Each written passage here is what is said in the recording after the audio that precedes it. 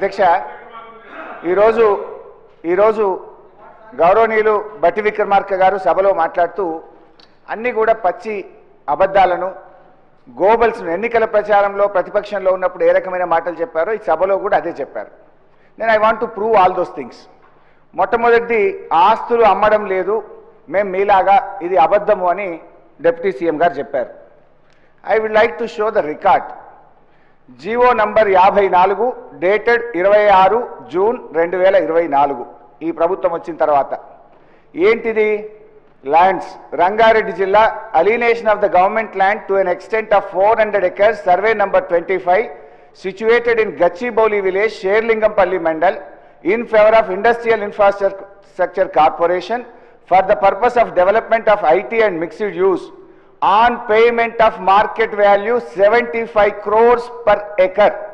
75 కోట్లకు ఎకరం కాడికి ప్రభుత్వ భూమిని 30,000 కోట్ల రూపాయల భూమిని రాష్ట్ర ప్రభుత్వం ఇగో ఈ జీవో ద్వారా అమ్మింది. ఈ భూమిని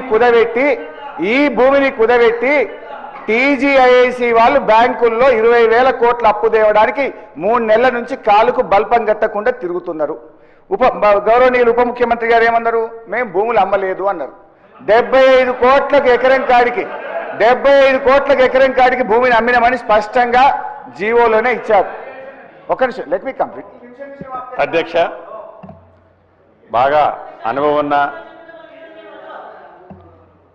మాజీ మంత్రివర్యులు సహచర శాసనసభ్యులు ఏదైతే ఇప్పుడు ఒక అభియోగం మోపారు, అది రెవెన్యూ సెక్టార్ నుంచి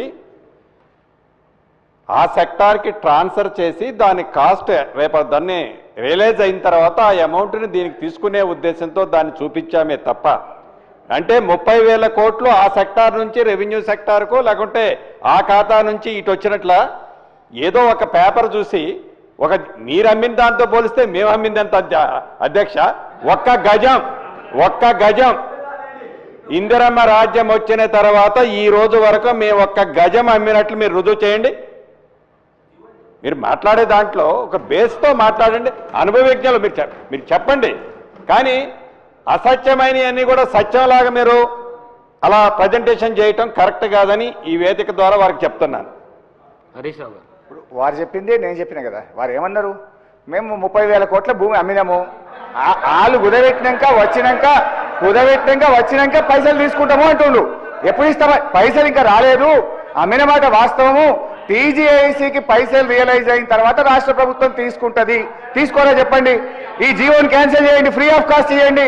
టీజీఐసీ దగ్గర డబ్బులు తీసుకోరా, ఈ భూమి ఫ్రీగా ఇవ్వండి. మరి జీవో గౌరవ హరీష్ రావు గారికి మరొకసారి చెప్తున్నా, బుక్ ట్రాన్సాక్షన్ మీ టైంలో అంటే ఒక డిపార్ట్మెంట్ నుంచి ఒక డిపార్ట్మెంట్కి ట్రాన్స్ఫర్ చేసేటప్పుడు, అది గవర్నమెంట్ నుంచి గవర్నమెంట్ ట్రాన్స్ఫర్ చేసేటప్పుడు జీరోతో ఎప్పుడన్నా మీరు చేస్తారా? ఇంకా చేసే వ్యవస్థ ఎప్పుడన్నా ఉంటుందా? ఎప్పుడూ లేదు. ఏదన్నా ఫ్రీకి ఇస్తే మీ ఆఫీసులు కట్టుకోవడానికి ఫ్రీకి ఇచ్చారేమో కానీ ఎప్పుడు ఆ రకంగా ఇయ్యలేదు. గౌరవ సభ్యులకు చెప్తున్నా.